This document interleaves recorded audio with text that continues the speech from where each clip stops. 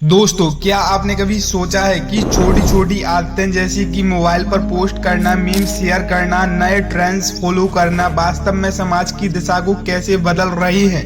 आज हम बात करेंगे जेन जी की, एक ऐसी पीढ़ी जो खुद की अलग पहचान बना रही है, पर कई सवाल भी खड़े हो रहे हैं। कुछ लोग इसे दुनिया की सबसे खतरनाक क्रांतिकारी दौर मान रहे हैं, तो कुछ इसे चिंता की वजह। लेकिन असल में जेन जी क्या सोचते हैं, उनके सपने क्या हैं, उनकी चुनौतियां कौन सी हैं और उनके ट्रेंड्स क्यों बदलते रहते। जेन जी मतलब जनरेशन जेड, वह पीढ़ी जो 1997 से लेकर 2012 के बीच में जन्मी। आज इस पीढ़ी की संख्या बहुत ज्यादा, दुनिया भर में करोड़ों में है। ये लोग डिजिटल दुनिया में पड़े बड़े हैं। स्मार्टफोन उनकी पहचान, सोशल मीडिया उनके एक्सप्रेशन का माध्यम है और इंटरनेट उनके ज्ञान का भंडार है। इस पीढ़ी ने पिछले समय में कई सामाजिक, राजनीतिक और तकनीकी बदलावों को करीब से देखा है, चाहे वह क्लाइमेट चेंज हो, चाहे वो ग्लोबल पेंडेमिक हो या डिजिटल क्रांति हो।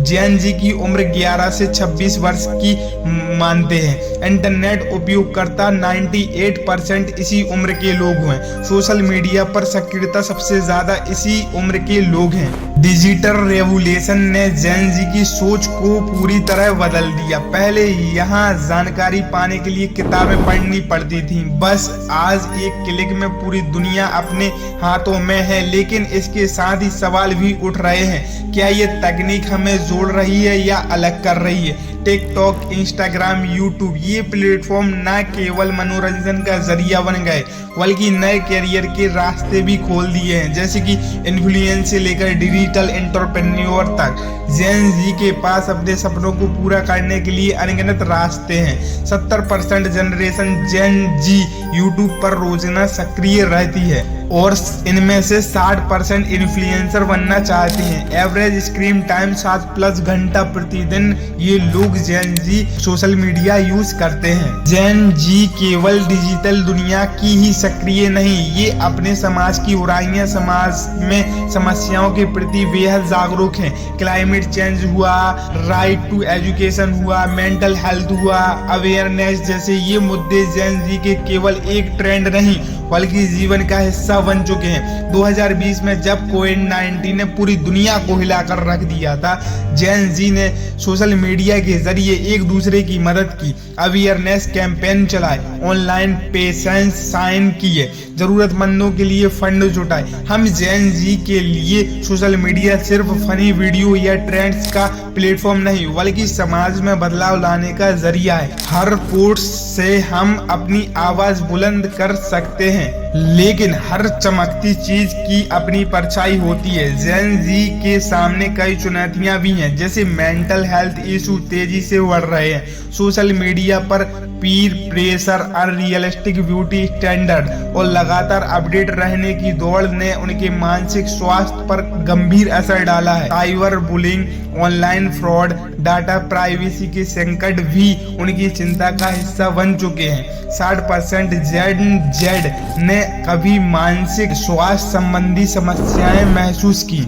80% सोशल मीडिया पर खुद को दूसरों से कमतर महसूस किया। ये पीढ़ी सबसे ज्यादा मानसिक स्वास्थ्य से जुड़ी समस्याओं का सामना कर रही है। इसका कारण सोशल मीडिया का अत्यधिक उपयोग और असली वर्चुअल लाइफ का फर्क दिख रहा है।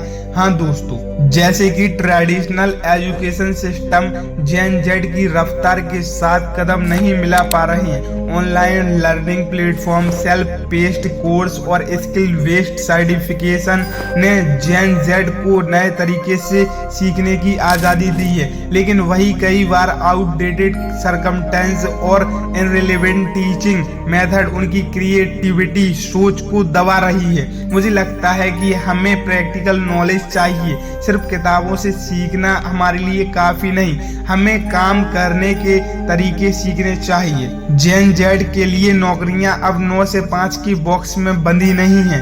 Freelancing, online business, influencer marketing, remote working उनकी पहली पसंद बन चुकी है। महामारी के बाद तो ये चलन और भी तेजी से बढ़ चुका है। स्टार्टअप्स में काम करना, खुद का बिजनेस शुरू करना या कंटेंट क्रिएशन करना जेन जेड की की सबसे अधिक सोच का हिस्सा बन चुका है। 45% जेन जेड फ्रीलांसर वर्ल्ड वाइड हैं। 70% जेन जेड अपनी खुद के बिजनेस की सोच रहे हैं। मैंने अपने पैशन को बिजनेस में बदला।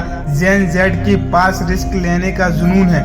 हम अपनी पहचान खुद बनाना चाहते हैं। जेन जेड के आगे सबसे बड़ा सवाल यह है, क्या वे अपनी पीढ़ी को एक बेहतर जगह बना पाएंगे? Climate crisis, global inequality, rapid technological change, ये चुनौती जो उनका इंतजार कर रही है। लेकिन जेन जेड ने अपनी सोच, अपनी क्रिएटिविटी और अपने सामाजिक जुड़ाव से ये दिखाया है कि वे बदलाव के वाहक बन सकते हैं। हम केवल खुद के लिए नहीं, पूरे समाज के लिए लड़ रहे हैं। जेन जेड की ताकत उसकी सोच में है, जो कभी न थमे, कभी न रुके। क्या जेन जेड सिर्फ सोशल मीडिया के गुलाम है, या वे वही पीढ़ी हैं जो दुनिया को एक नई दिशा देने की शक्ति रखते हैं? जवाब आपका क्या है? आपका ख्याल क्या बताता है? जेन जेड समस्या या समाधान? तो जेन जेड एक बेसिकली नेपाल का मुद्दा है जो सोशल मीडिया के तौर पर उभरा है। जो सोशल मीडिया वहाँ की सरकार बंद कर रही थी, पाबंदी लगा रही थी, जैसे कि फेसबुक, यूट्यूब और बाकी के प्लेटफॉर्म हैं, इन पर जेन जेड मामला वापस आ गया। तो आपका क्या कहना है? इसे पाबंदी लगाया जाए या ऐसे ही रखा जाए? कमेंट में ज़रूर बताएं।